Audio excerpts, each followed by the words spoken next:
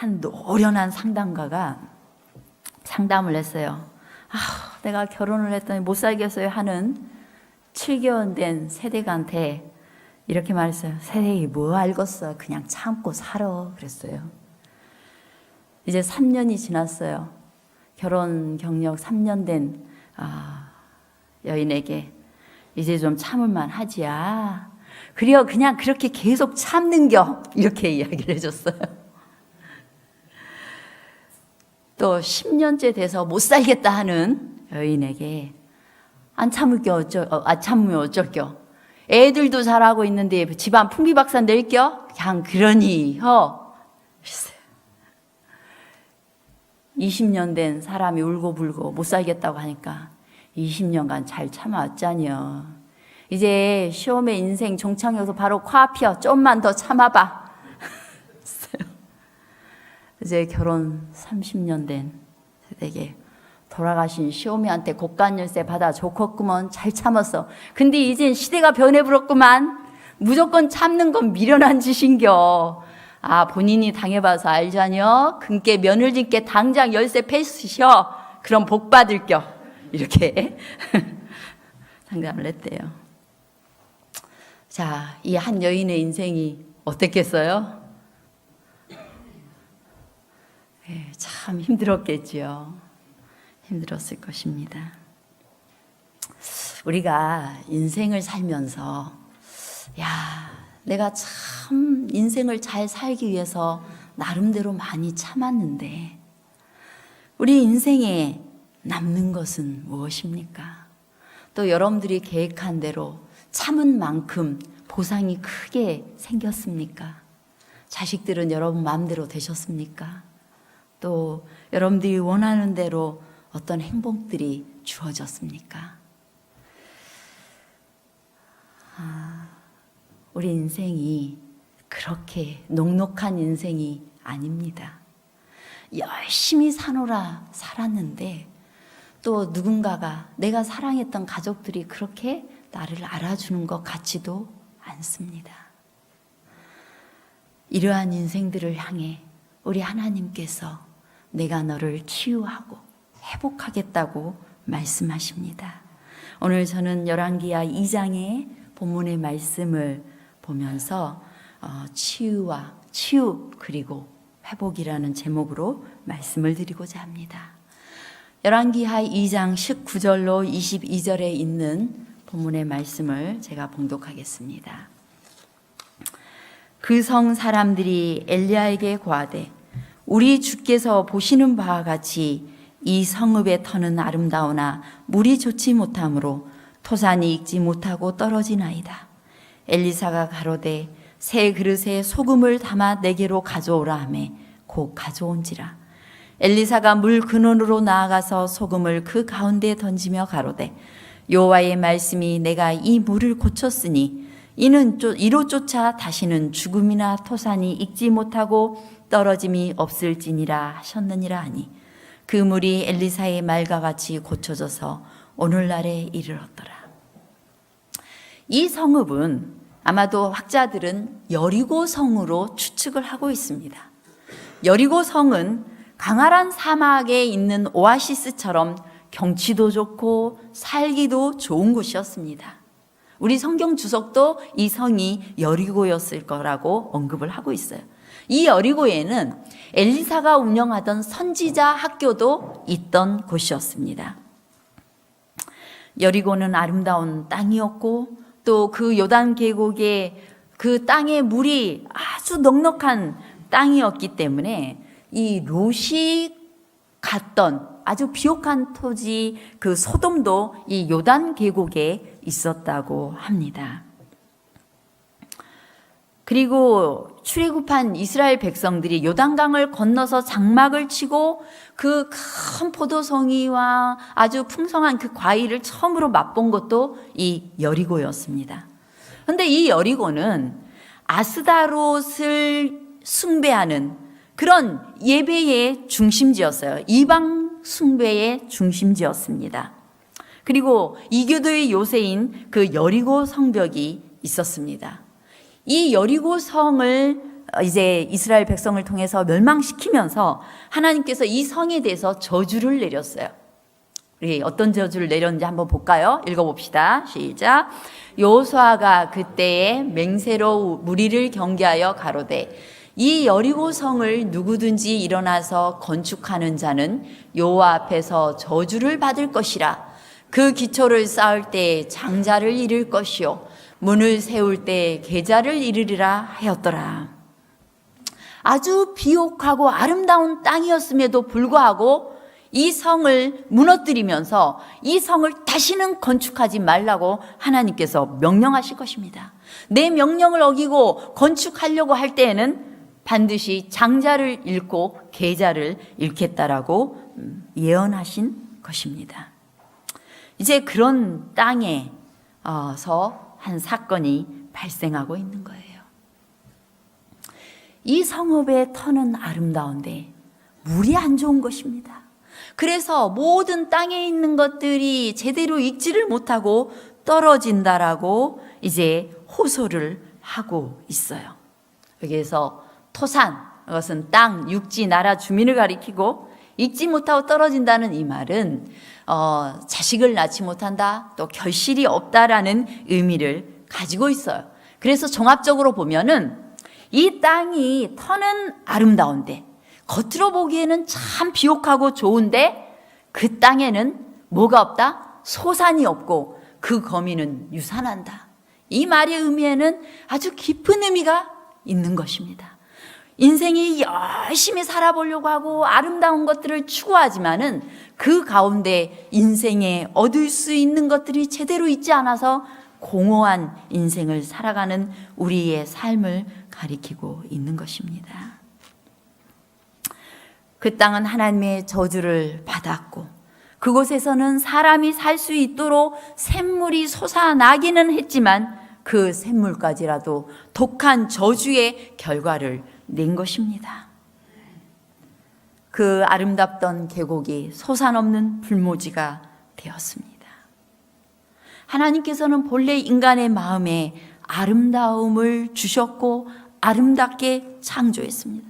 그러나 죄라는 것이 우리의 삶 속에 들어오므로 우리의 삶에 저주가 임하게 되고 우리의 마음에는 온갖 종류의 악의 독들이 존재하고 있는 거예요. 우리 안에 있는 이기심과 모든 악의 독들은 우리의 삶을 황폐케 하고 피폐화시켰습니다. 우리는 많은 경우에 저 사람 때문에 내가 괴롭다라고, 내가 저 배우자 때문에 내가 괴롭고 저 자식 때문에, 자식이 원수라고 이야기하지만 그러나 그 모든 것 가운데에는 중심에는 내가 있는 거예요. 내 마음에 있는 죄의 독들이 우리의 삶을 황폐케 하고 그 독에서부터 나온 물들이 우리의 삶을 이렇게 망가뜨려 놓고 있는 것입니다. 선지자 왕에는 이렇게 말합니다. 더러워진 샘물은 하나님과 분리된 영혼을 대표한다. 죄는 인간을 하나님과 분리시킬 뿐 아니라 인간의 심령 속에 있는 하나님을 알고자 하는 욕망과 능력을 모두 소멸시킨다. 죄로 인하여 모든 인체 조직은 교란되었고 마음은 타락하고 생각은 부패되어 영혼의 기능이 퇴화되었다. 그리하여 순수한 신앙과 마음의 성화가 부재하게 되었다. 하나님의 계심시키는 능력이 품성 변화를 위해 역사하지 못했다. 영혼은 약하고 극복할 수 있는 도덕적 능력의 부족으로 부패하고 저하되었다. 우리가 그래요. 외부의 어떤 시련과 아주 작은 난관에도 좋은 쪽으로 대처할 수 있는 힘을 많은 경우에 잃어버리고 살게 되어 있는 것입니다. 우리는 남이 누군가 조금만 내 마음속에 있는 이기심과 욕심을 건들거나 자존심을 건들면 금세 울분을 터뜨리고 분노하면서 모든 걸 파괴시켜버리기도 하는 것입니다. 우리는 때로 돈의 우상을 쫓았고 명예의 우상을 쫓으면서 죄의 저주는 심화되었습니다. 그러니 우리의 삶에 좋은 열매들이 있을 수 있었겠습니까? 오늘 우리가 교과에서도 여러 삶의 인생의 변화의 주기들이 있는데 그 모든 것들 다 경험하는 거예요. 누구도 비껴갈 수 없는 거예요. 죽음을 비껴갈 수 없고 질병을 비껴갈 수 없는 것입니다. 그런데 그럴 때 거기에만 매여서 금방 불행해지고 금방 행복해지고 이런 삶을 살아버리는 우리들, 아주 이기적이고 얕은 인생을 살아가는 것입니다. 그러할 때 인생을 행복하다고 느낄 수 있는 사람은 아무도 없는 것입니다. 그러한 방식으로 살아갈 때, 너가 예쁜 짓 할 때만 예뻐라는 방식으로 살아갈 때에는 아름다운 결실을 맺을 수 없고 관계를 회복할 수도 없는 것입니다. 그래서 우리 인생에 대해서 솔로몬이 자기가 아무리 큰 부귀영화를 누렸을지언정 인생 다 살아보니 해 아래서 수고하는 모든 수고, 우리가 기를 쓰고 모아보려고 했던 그 애쓰는 거, 그런 것들 소득이 무엇이랴. 일평생에 근심하며 수고하는 것이 슬픔뿐이라. 마음이 밤에도 못 쉬고 너무나 이 모든 것들이 헛되다라고 고백하고 있는 것입니다. 우리 인생이 이렇게 허무해요. 내가 왕년에 무엇을 가지고 있었던들, 내가 왕년에 어떤 사람이었던들, 그것들을 다 날려버리고, 그리고 죽음 앞에, 또 질병 앞에, 또 뭔가 버려지는 상황 속에, 외로운 상황 속에 처하게 되었을 때 우리는 인생의 큰 공허를 느끼게 되는 것입니다. 이제 여리고가 함락된 이후 500년의 세월이 흘렀습니다. 그때 어떤 사람이 여리고를 재건했어요. 열왕기 4장에 보면은 그 시대의 벨 사람 히엘이 여리고를 건축하였는데, 저가 그 터를 쌓을 때 맏아들 아비람을 잃었고 그 문을 세울 때 말지 아들 수굽을 잃었으니 여호와께서 눈의 아들 여호수아로 하신 말씀과 같이 되었더라. 하나님이 하지 말라 한 것을 자기가 해보겠다라고 기를 쓰고 한 사람이 있었던 것입니다. 이 시대는 아주 악한 시대였어요. 이세벨이라는 아합의 아내 이세벨의 영향으로 다시 아스다론 예배가 부활된 시대였어요. 그 시대에 이 히엘이라는 사람이 무서운 대가, 자기 자식들을 잃는 일을 성경에 버젓이 예언되어 있음에도 불구하고 그것을 무시하고 대가를 치르면서 이 여리고 성을 재건한 것입니다. 그리고 그 성의 사람들이 살게 되었어요. 그리고 그 성에서 물이 쓴물을 내고 있는 것입니다.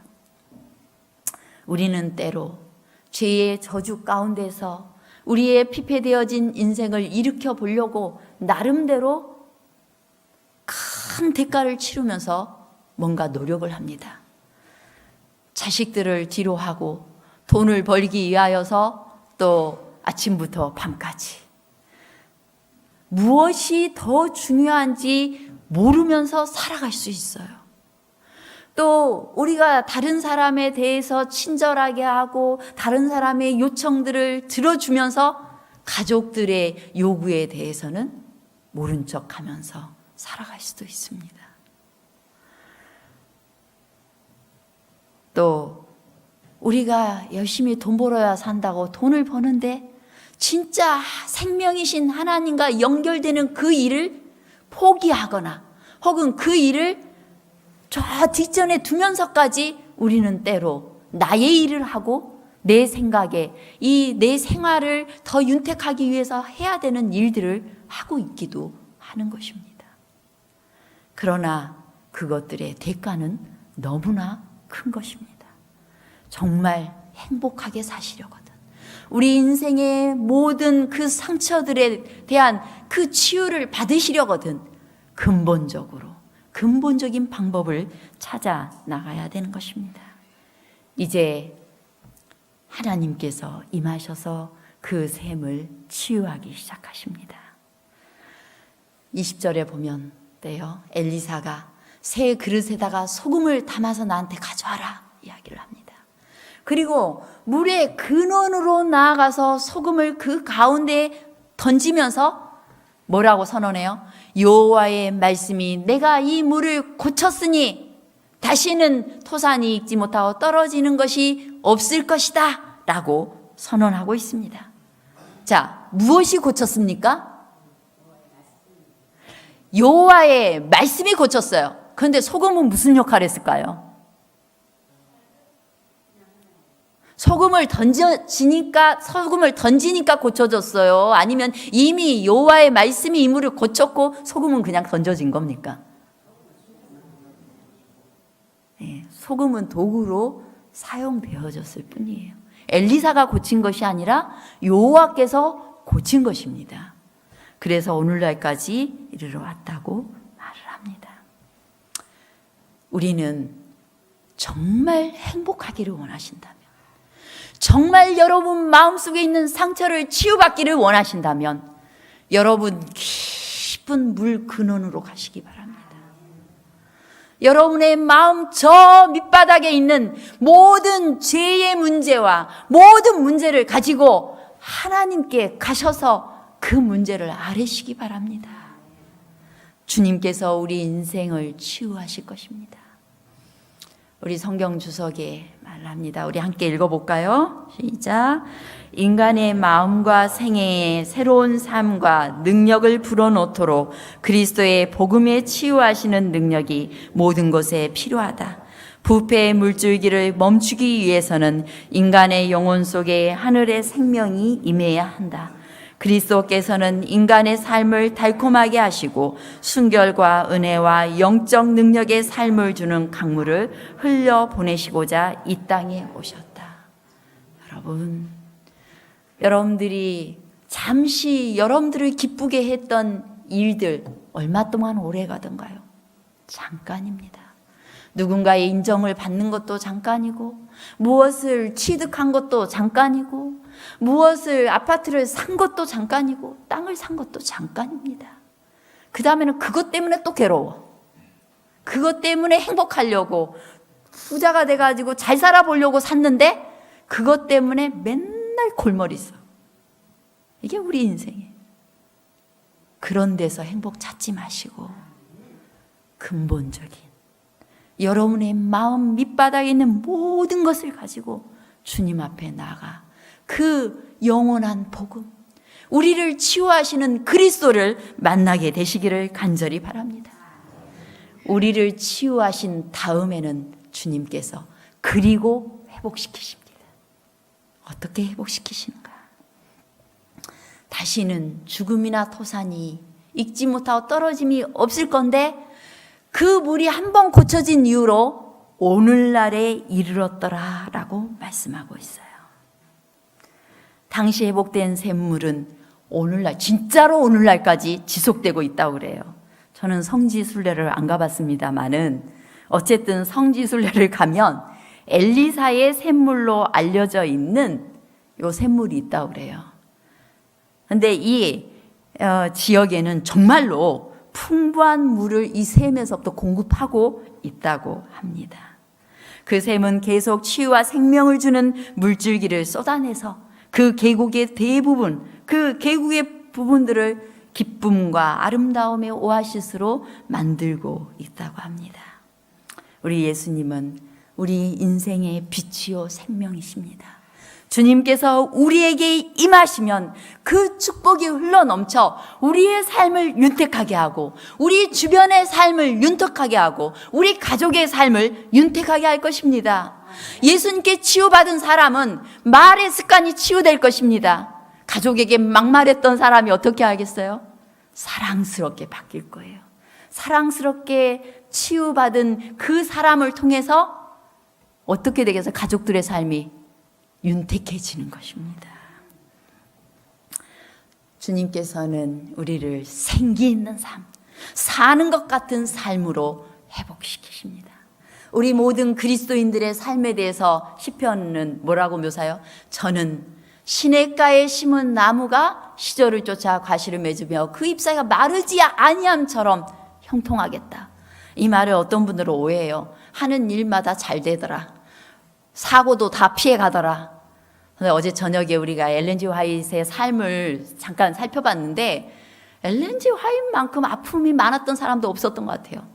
초등학교 3학년 때 중퇴에다, 그리고 또 온갖 저는 암까지 걸린 줄 몰랐는데 암에 걸렸지, 루마티스 관절염, 여러분 허리 조금 아프다고, 다리 조금 아프다고 너무 그렇게 하지 마시고요. 우리 인생이 그래요.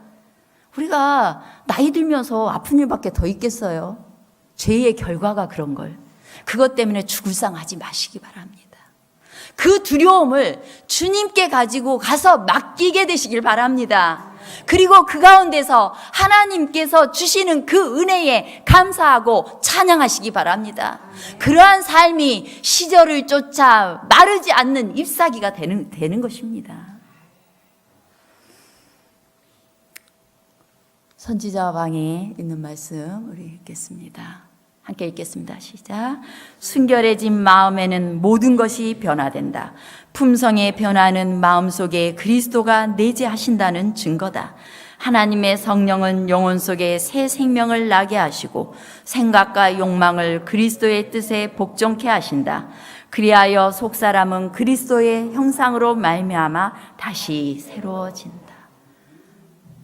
우리가 그리스도 안에서 새로운 피조물로 거듭났습니다. 자, 새로운 피조물로 거듭난 사람들의 인상은 어때야 돼요? 행복해야 돼요. 아직 예수님을 다 못 만났다면 흉내라도 내보십시다. 우리 하나님의 성전에 와서는 흉내라도 내보자고요. 아, 예수님의 표정이 이랬겠거니, 예수님이 나를 사랑스럽게 보고 계신다 상상해 보시고 행복하게 미소 한번 지어보자고요. 우리 주님께서 우리의 속상함까지 회복시키시고 우리에게 삶을 살만나게 하실 것입니다. 그리고 그런 후에는 우리의 관계를 회복시키실 것이에요. 성경 주석에 말합니다. 하나님의 사랑으로 변화된 심령을 가진 자는 세상의 생명과 기쁨과 화평과 아름다움의 강물이 된다. 그 강물이 흐르는 땅은 어디나 살기 좋고 행복한 곳이 되며 절망과 비의 사막 가운데 기쁨의 오아시스가 된다. 우리가 예수님으로 인하여서 새롭게 거듭난 사람은 나한테 아주 악독하게 했던 사람일지라도 그에게 처음엔 어렵겠지만 하나님의 능력을 의지해서 다가갈 수 있게 될 것입니다.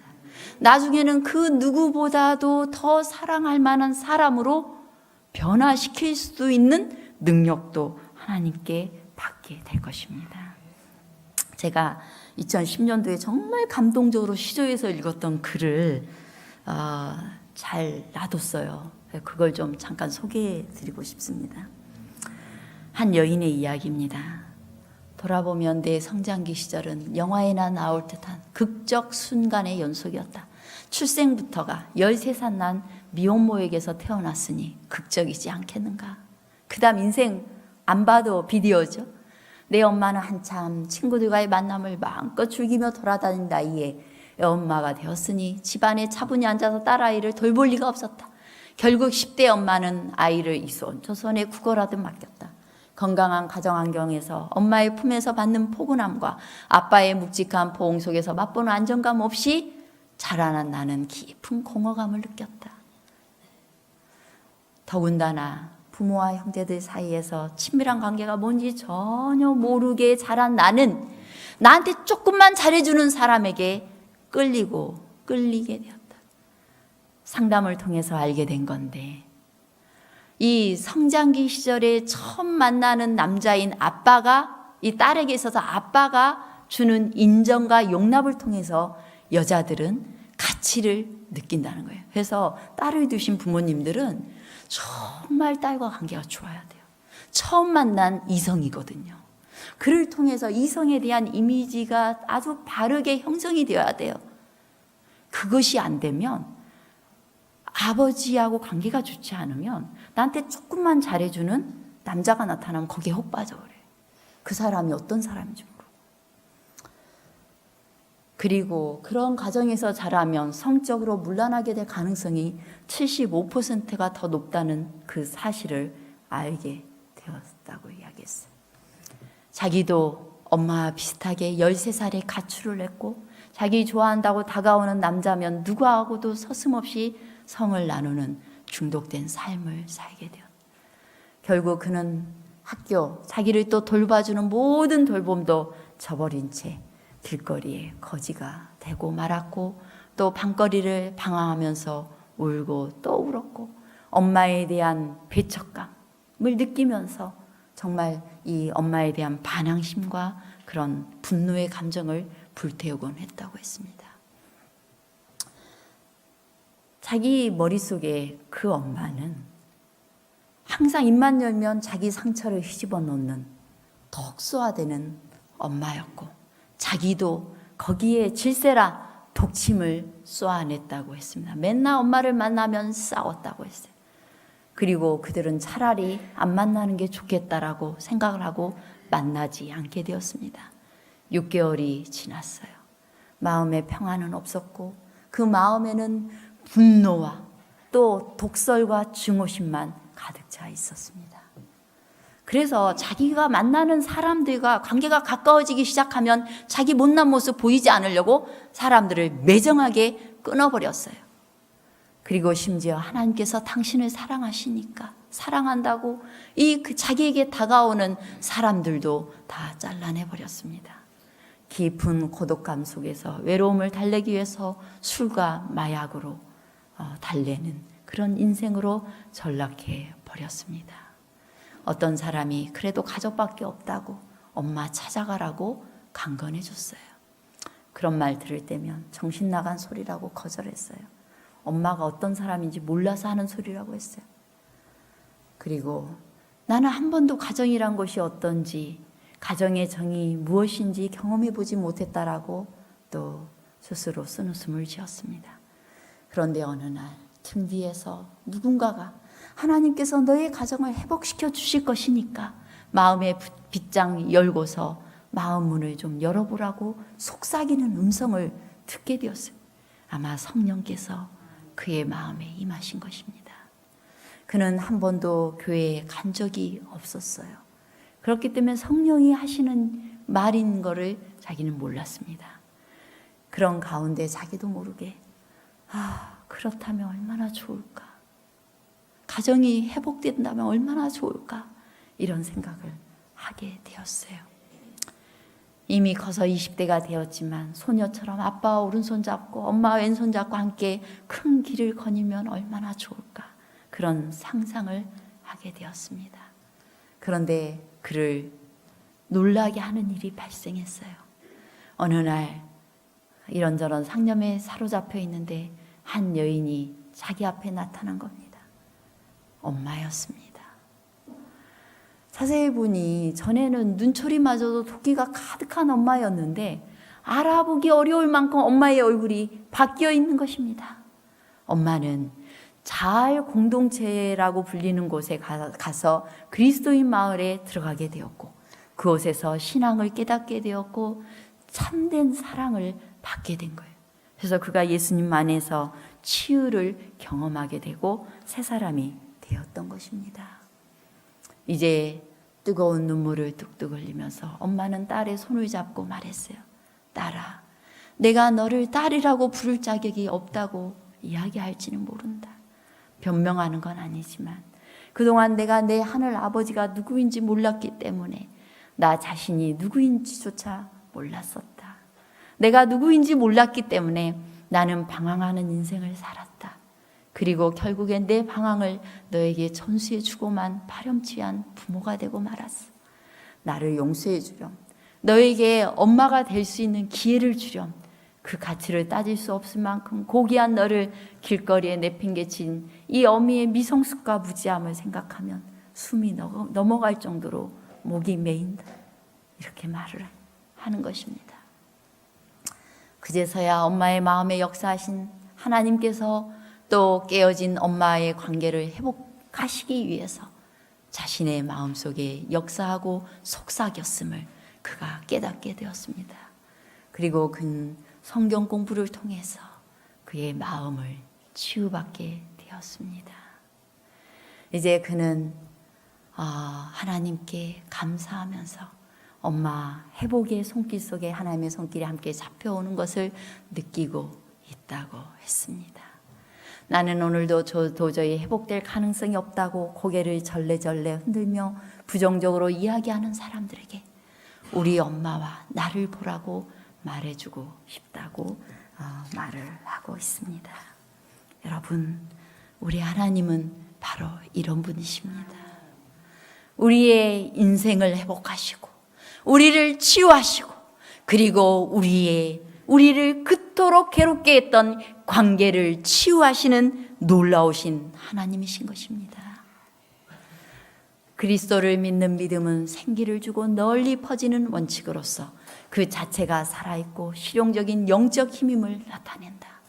하늘의 진리와 사랑의 가마에 심령이 열릴 때 이 원칙들은 다시 사막의 샘처럼 흘러서 지금은 불모의 땅이며 기근이 있는 곳에 풍성한 결실을 가져오게 할 것이다. 여러분, 인생의 공허를 느끼고 마음에 있는 모든 그 고민과 고뇌와 또 안타까운 마음을 가지고 주님 앞에 나아가셔서 주님께서 주시는 그 놀라운 치유와 회복을 경험하게 되시기를 간절히 바랍니다. 이제 주님께서 우리에게 소금이 되어 세상 속으로 나아가게 하십니다. 성경은 너희는 세상의 소금이라고 말씀하고 있습니다. 엘리사가 소금을 그 물의 근원에 뿌렸습니다. 하나님께서 우리를 이 세상에 독이 있는 세상 속으로 우리를 뿌리고 계십니다. 소금의 역할은 양념 또 소독제, 방부제, 생명 등으로 묘사됩니다. 우리가 세상에 그런 역할을 해야 되지 않을까요? 이 회복되어진 엄마가 다시 딸의 삶으로 들어와서 회복을 경험하게 하는 것처럼 우리가 다 상처받은 인생들이지만 하나님을 만나고 영원한 복음이신 예수 그리스도 안에서 정말 그 치유함을 받고 그 회복된 삶을 다른 사람과 나눠야 되지 않겠습니까? 하나님의 교회는 세상에서 정결한 샘물이 되어야 하며 심령의 새로운 활력을 불어넣고 하늘과의 접촉점을 잃어버린 지역에 소망과 의와 기쁨을 회복해야 한다. 제가 한 이야기를 해드리고 말씀을 마치겠습니다. 이것도 2010년에 있었던 사건이에요.